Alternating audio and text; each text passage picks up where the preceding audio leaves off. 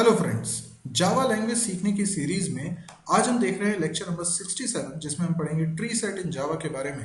ये collection framework की एक इम्पॉर्टेंट क्लास है और इसमें क्योंकि बहुत सारे कॉन्सेप्ट्स हैं हमें कवर करने में थोड़ा समय लगता है, इसलिए हम इसको 3 पार्ट्स में कवर करने वाले हैं, जिसमें से पहला पार्ट आप ऑलरेडी देख चुके हैं। ये इस सीरीज में ट्री सेट का दूसरा पार्ट यानी लेक्चर 67 का के 3 पार्ट्स हैं, जिसमें से ये दूसरा वाला पार्ट है।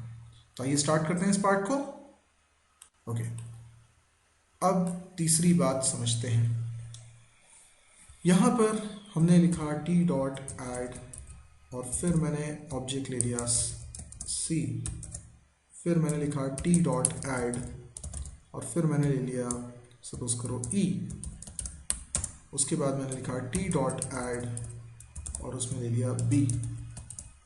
अब एक चीज़ देखिए, मैंने यहाँ पर 4 ऑब्जेक्ट स्ट्रिंग के लिए मेरा इंसर्शन का ऑर्डर है ए सी ई बी, लेकिन जब मैं रन करूंगा तो क्या ऑर्डर होगा? तो बाय डिफ़ॉल्ट यहाँ पे डिफ़ॉल्ट नेचुरल सॉर्टिंग लगेगी और ये अल्फ़ाबेटिकल ऑर्डर में अरेंज होके हमें डिस्प्ले होंगे, ठीक है ना। इसको हम एक बार कंपेयर करके देखते हैं। अल्फ़ाबेटिकल ऑर्डर मतलब डिक्शनरी ऑर्डर, यानी ए पहले आएगा, फिर बी आएगा, फिर सी आएगा, फिर ई आएगा। ओके, तो जिस ऑर्डर में इंसर्ट हुए उस ऑर्डर में नहीं आएगा, बल्कि एक लॉजिकल ऑर्डर में आने वाला है। ये देखिए ए बी सी ई, ठीक है। अच्छा, ये जो चीज़ है ये कहलाती है डिफ़ॉल्ट नेचुरल सॉर्टिंग, है ना। अब अगर मैं यहाँ पर स्ट्रिंग क्लास का ऑब्जेक्ट ना देता, मैं यहाँ पे नंबर्स देता, जैसे 20 मैंने दे दिया, 10 मैंने दे दिया, 5 मैंने दे दिया, 15, ठीक है।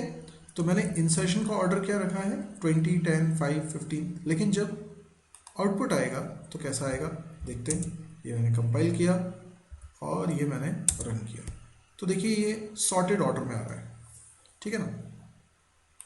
तो डिफ़ॉल्ट नेचुरल सॉर्टिंग क्या है? जब आपने इंटीजर्स पे अप्लाई किया, इंटीजर, तो ये प्रिमिटिव टाइप की वैल्यू तो रख नहीं सकता, तो मैंने 10, 20 ये सब रखा है, तो ये इंटीजर क्लास के ऑब्जेक्ट्स हैं। और मैंने स्ट्रिंग के ऑब्जेक्ट्स का भी एग्जांपल लेकर आपको बताया।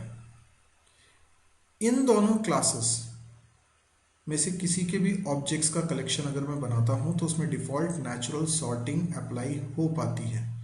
नंबर्स होते हैं तो वो मैग्नीट्यूड के आधार पे, उनकी वैल्यूज़ के आधार पे असेंडिंग ऑर्डर में अरेंज हो जाते हैं। स्ट्रिंग होती है तो वो अल्फ़ाबेटिकल ऑर्डर में अरेंज हो जाती है, ठीक है ना। लेकिन अगर मैं कोई दूसरी क्लास टाइप के ऑब्जेक्ट्स इसमें रखूँ, यानी अभी मैंने स्ट्रिंग को चेक कर लिया और इंटीजर को चेक कर लिया, अब मैं किसी और को चेक करता हूँ, ठीक है। जैसे मैं यहाँ पर ऑब्जेक्ट बनाता हूँ स्ट्रिंग बफर का। स्ट्रिंग बफर एक अलग क्लास है, न्यू स्ट्रिंग बफर, ठीक है। और इसके कंस्ट्रक्टर में लिख देता हूँ बी, ठीक। और इसी तरीके से मैं स्ट्रिंग बफर के ऑब्जेक्ट्स बाकी में भी पास करता हूँ। यहाँ पे कुछ और लिख देता हूँ, जैसे मैंने लिख दिया डी, फिर मैं लिख देता हूँ ए, उसके बाद मैं लिख देता हूँ सी। अच्छा, अभी एक तरह से देखा जाए तो स्ट्रिंग ही है ना, स्ट्रिंग ऑब्जेक्ट। लेकिन हमने एक्चुअल में ट्री सेट के अंदर स्ट्रिंग ऑब्जेक्ट का कलेक्शन नहीं रखा है, हमने स्ट्रिंग बफर ऑब्जेक्ट का कलेक्शन रखा है। अभी अगर मैं आपसे ये पूछूं कि यहाँ पे प्रिंट क्या होगा, यानी किस ऑर्डर में प्रिंट होगा, क्या A B C D print होगा, या B D A C print होगा, या D C B A print होगा, क्या प्रिंट होगा? तो पहली बात तो ये कि इंसर्शन ऑर्डर प्रिजर्व नहीं होता, इसका मतलब B D A C print नहीं होगा। दूसरी बात ये कि डिफ़ॉल्ट नेचुरल सॉर्टिंग इसके लिए नहीं हो पाएगी। अभी क्यों नहीं हो पाएगी ये अपन समझते हैं, पहले एक बार इसको मैं कंपाइल करके आपको बताता हूँ। ये मैंने कंपाइल किया और अब मैंने रन किया। देखिए एक एक्सेप्शन आ रही है, class cast exception. Class cast exception क्यों आती है इसको समझते हैं। जब आपने वैल्यू इंसर्ट करी, सपोज करिए ये आपका टी ऑब्जेक्ट है ना, जो कि कलेक्शन ऑब्जेक्ट, ट्री सेट का ऑब्जेक्ट, इसके अंदर मैं एक एक एलिमेंट रख रहा हूँ। सबसे पहले मैं क्या रख रहा हूँ, स्ट्रिंग बफर का। अभी स्ट्रिंग बफर क्लास के ऑब्जेक्ट्स में रख रहा हूँ। स्ट्रिंग बफर पहला जो ऑब्जेक्ट मैंने रखा उसमें वैल्यू क्या थी, तो उसमें वैल्यू थी b। तो मैंने जब इसके अंदर b रखा ना, सपोज करो स्ट्रिंग बफर के ऑब्जेक्ट्स हैं, तो सबसे पहले तो इस समय ट्री सेट के अंदर t के अंदर कोई भी एलिमेंट नहीं है, तो बिना किसी कंपैरिजन के मैं b इसके अंदर रख सकता हूँ, ठीक है। लेकिन जब अगला एलिमेंट मैं इसमें रख रहा हूँ दैट इज d, उस समय d का कंपैरिजन b के साथ होना जरूरी है। यानी ऑलरेडी जो इसमें एलिमेंट रखा हुआ है b, उसके साथ हम जो एलिमेंट रख रहे हैं दैट इज d, उसका कंपैरिजन होना जरूरी है। यानी स्ट्रिंग बफर के दोनों ऑब्जेक्ट्स के बीच में कंपैरिजन होना चाहिए, तभी तो पता चलेगा कि जो d है वो b के लेफ्ट में आएगा कि राइट में आएगा। अच्छा, इसके लिए कंपेयर करने के लिए फंक्शन यूज होता है कंपेयर टू। कंपेयर टू, ठीक है। कंपेयर टू नाम का एक फंक्शन, बेसिकली इंटीजर और स्ट्रिंग दोनों ही क्लास में कंपेयर टू फंक्शन बना हुआ है, लेकिन स्ट्रिंग बफर क्लास में कंपेयर टू फंक्शन नहीं बना हुआ है। अच्छा, ऐसा क्यों है? ऐसा इसलिए है क्योंकि एक इंटरफेस है, नाम है कंपेरेबल। कंपेरेबल, ये जो कंपेरेबल नाम का इंटरफेस है ना, ये इंटरफेस को इंटीजर ने इंप्लीमेंट किया है। इनफैक्ट सभी रैपर क्लासेस ने इंप्लीमेंट किया है, स्ट्रिंग क्लास ने भी इंप्लीमेंट किया हुआ है। और इस कंपेरेबल इंटरफेस के अंदर एक ही मेथड है जिसका नाम है कंपेयर टू। तो इसका मतलब कंपेयर टू नाम का फंक्शन इंटीजर क्लास में भी इंप्लीमेंटेड है, स्ट्रिंग क्लास में भी इंप्लीमेंटेड है, पर स्ट्रिंग बफर क्लास में इंप्लीमेंटेड नहीं है। तो किन किन क्लास में कंपेरेबल इंटरफेस इंप्लीमेंटेड है? सारी रैपर क्लासेस में और स्ट्रिंग क्लास में। आप कल को कोई क्लास बनाएंगे तो आपकी मर्जी है कि आप अपनी क्लास में कंपेरेबल इंटरफेस को इंप्लीमेंट करते हैं या नहीं करते हैं। अगर करते हैं तो ही आपकी क्लास के ऑब्जेक्ट्स के पास कंपेयर टू मेथड होगा, जो कि बहुत ज़रूरी है डिफ़ॉल्ट नेचुरल सॉर्टिंग के लिए। तो समझ में आया आपको? तो अभी एक की पॉइंट सुनिए ध्यान से। डिफ़ॉल्ट नेचुरल सॉर्टिंग उन्हीं क्लास के ऑब्जेक्ट्स में लग सकती है जिन्होंने कंपेरेबल इंटरफेस को किया होगा इंप्लीमेंट। जैसे कि इंटीजर और स्ट्रिंग क्लास ने कंपेरेबल इंटरफेस को इंप्लीमेंट किया है, इसलिए उनकी डिफ़ॉल्ट नेचुरल सॉर्टिंग हो सकती है। क्योंकि जब हम स्ट्रिंग क्लास के ऑब्जेक्ट्स एक एक करके रख रहे थे, तो जो ऑब्जेक्ट मैं बाद में रख रहा हूँ, जैसे स्ट्रिंग के ऑब्जेक्ट्स में रख रहा हूँ, है ना, तो दो ऑब्जेक्ट्स हैं। पहले एक ऑब्जेक्ट मैंने रख दिया स्ट्रिंग के, मान लीजिए ऑब्जेक्ट्स में पहले मैंने ए रखा, उसके बाद मैं रखना चाहता हूँ बी। तो क्या हुआ, पहले तो ए चला गया, उसके बाद जब पहला एलिमेंट रख रहे हैं तब कोई कंपैरिजन की ज़रूरत नहीं है, लेकिन जब दूसरा ऑब्जेक्ट मैं रख रहा हूँ तो कंपेयर टू फंक्शन कॉल होगा। कैसे कॉल होगा? कंपेयर टू फंक्शन को जब कॉल करते हैं ना, तो कोई ऑब्जेक्ट वन उसे कॉल करता है, ऑब्जेक्ट वन कॉल करता है कंपेयर टू फंक्शन को, और उसमें ऑब्जेक्ट टू पास करते हैं, ठीक है। होता यह है कि जो एलिमेंट इंसर्ट होना है वो ऑब्जेक्ट वन है, और जो ऑलरेडी इंसर्टेड है दैट इज ऑब्जेक्ट टू। तो मान लीजिए कि मैंने स्ट्रिंग क्लास के ऑब्जेक्ट्स रखे हुए हैं, तो सबसे पहले ऑब्जेक्ट मैंने ए ये ट्री सेट में रख लिया है, उसके बाद मैं बी रखना चाहता हूँ। तो ए ऑलरेडी रखा हुआ है, तो ए हो गया इस जगह पर ऑब्जेक्ट टू के रूप में, और बी हो गया ऑब्जेक्ट वन के रूप में। अब कंपेयर टू फंक्शन क्या रिटर्न करता है? या तो नेगेटिव वैल्यू, या पॉजिटिव वैल्यू, या फिर ज़ीरो। अगर वो नेगेटिव वैल्यू इंसर्ट करता है, नेगेटिव वैल्यू रिटर्न करता है, तो इसका मतलब है कि ऑर्डर बिल्कुल सही है, कोई चेंजेस करने की ज़रूरत नहीं है। यानी जो नया वैल्यू इंसर्ट करना है वो लेफ्ट में इंसर्ट होगी, किसके? ए के। यानी ऑब्जेक्ट वन ऑब्जेक्ट टू के लेफ्ट में इंसर्ट होगा। अगर कंपेयर टू फंक्शन रिटर्न करता है पॉजिटिव वैल्यू तो इसका मतलब है ऑब्जेक्ट 1 ऑब्जेक्ट 2 के राइट में इंसर्ट होगा। और अगर ये 0 रिटर्न करता है इसका मतलब ये हो जाएगा कि ये दोनों ऑब्जेक्ट्स डुप्लीकेट हैं, एग्जैक्टली सेम हो जाएंगे तो डुप्लीकेट है, और डुप्लीकेट तो अलाउ है नहीं, तो डुप्लीकेट को वो स्टोर नहीं करेगा। ठीक है, तो कंपेयर टू फंक्शन की ज़रूरत पड़ती है। अब जब स्ट्रिंग बफर ने कंपेरेबल इंटरफेस को इम्प्लीमेंट ही नहीं किया है तो उसके पास कंपेयर टू फंक्शन नहीं है, और इसीलिए कंपेयर टू फंक्शन कॉल नहीं हो पाएगा और इनकी सॉर्टिंग नहीं हो पाएगी। तो देखिए अभी मैंने यहाँ पर स्ट्रिंग बफर के ऑब्जेक्ट्स एक एक करके ऐड करने की कोशिश की है। आप देखें, इसको मैं पहले तो करता हूँ कंपाइल, और कंपाइल करने के बाद अब करता हूँ run.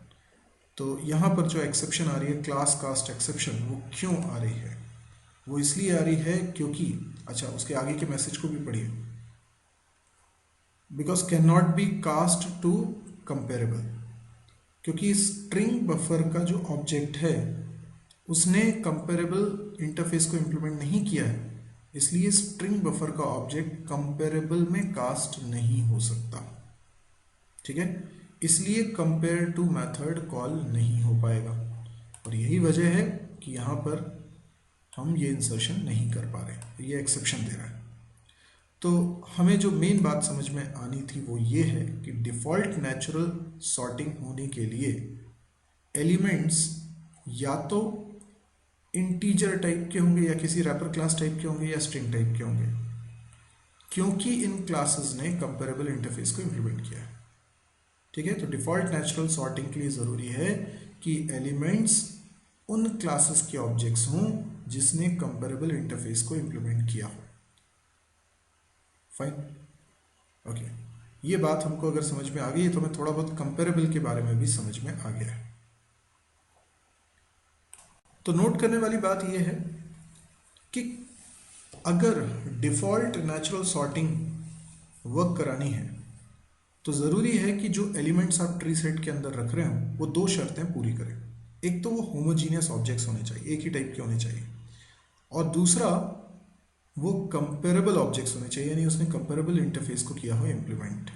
String buffer objects are not comparable, क्योंकि स्ट्रिंग बफर क्लास ने कंपेरेबल इंटरफेस को इम्प्लीमेंट नहीं किया है।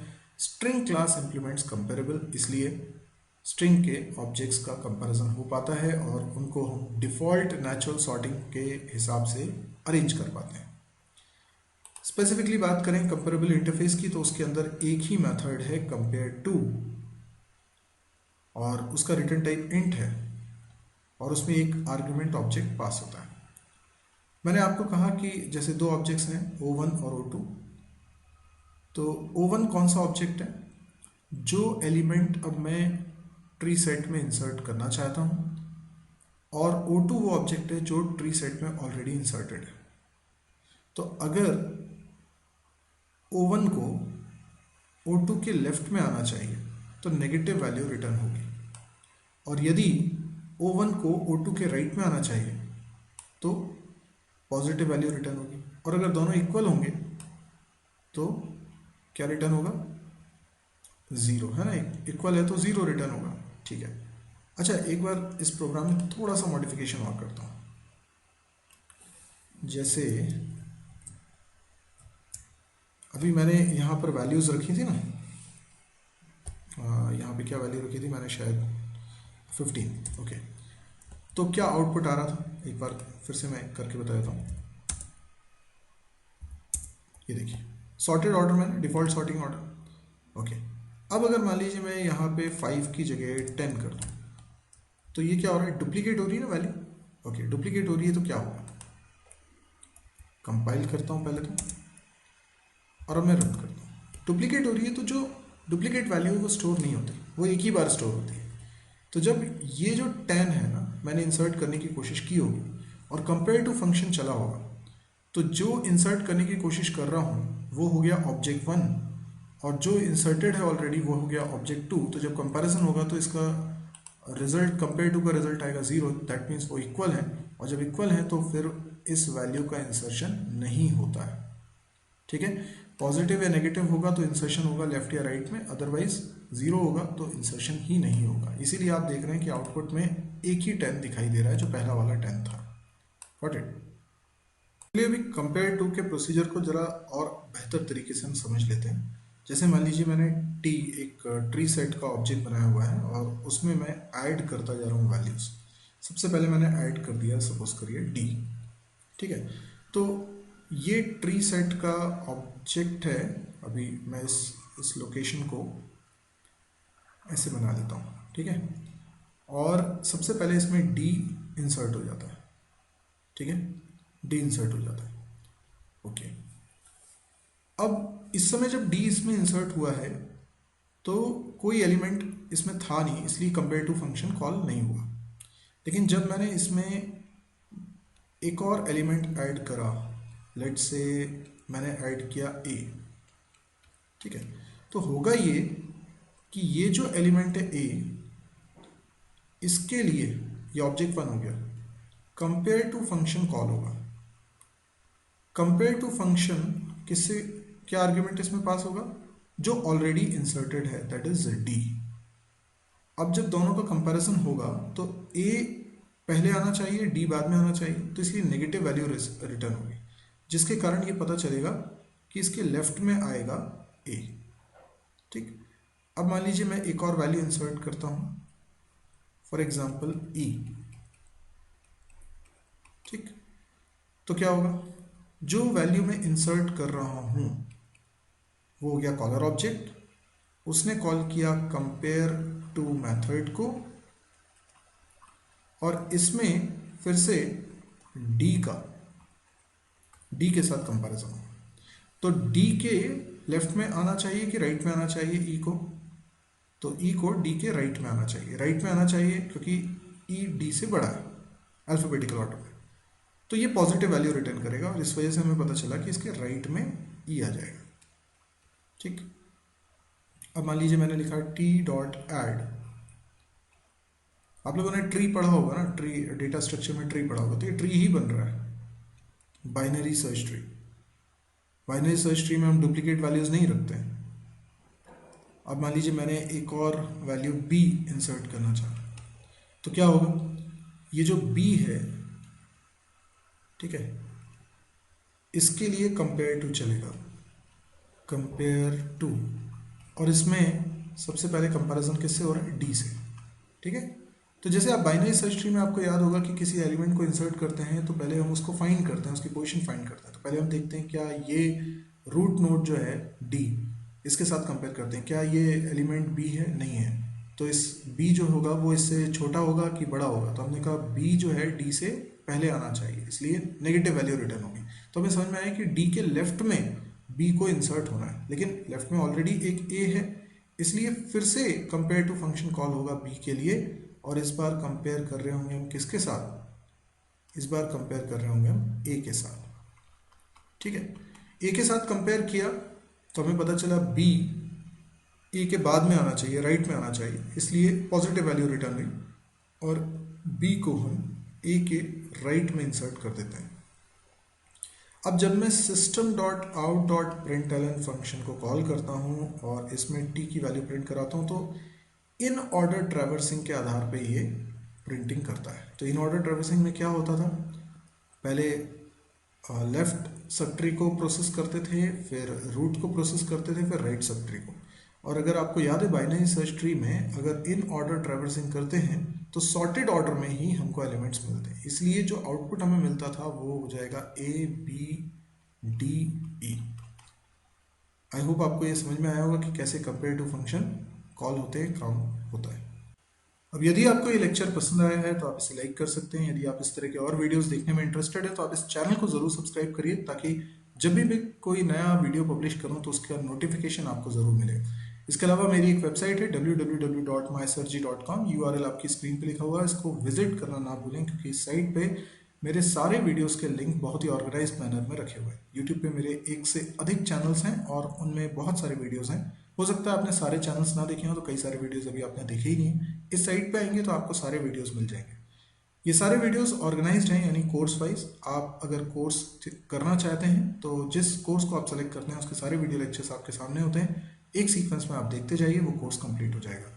इसके अलावा अगर आप उनमें प्रोग्रामिंग स्किल को डेवलप करना चाहते हैं तो प्रोग्रामिंग एग्जाम्पल्स अलग हैं और उनके भी वीडियो सॉल्यूशंस हैं, जिससे आपको पता चलता है प्रोग्रामिंग करने की अप्रोच क्या होनी चाहिए। कैंपस प्रिपरेशन से रिलेटेड भी काफ़ी सारा मटेरियल इसमें है, जो कि वीडियो कंटेंट भी है, इंटरव्यू क्वेश्चन भी है, ऑब्जेक्टिव क्वेश्चन भी हैं। डेली इसमें एक नया वीडियो अपलोड होता है, तो ये बहुत एक्टिव साइट है और भी दूसरा कंटेंट इसमें डेली अपलोड होता रहता है, तो बहुत ही फ्रूटफुल है। सारे वीडियोस हिंदी में हैं, फ्री ऑफ कॉस्ट हैं, तो हो सकता है कि आपको ये बहुत काम का लगे और आप समझ सकते हैं कि अगर ये अच्छा है तो बहुत लोगों के काम आ सकता है। तो यदि आपको ऐसा लगता है कि ये बहुत लोगों के काम आ सकता है तो प्लीज़ इसको शेयर ज़रूर करिएगा अपने फेसबुक वॉल पे या व्हाट्सएप ग्रुप में पोस्ट करके, या फिर आप अपने दोस्तों को मौखिक रूप से बता के। Thank you.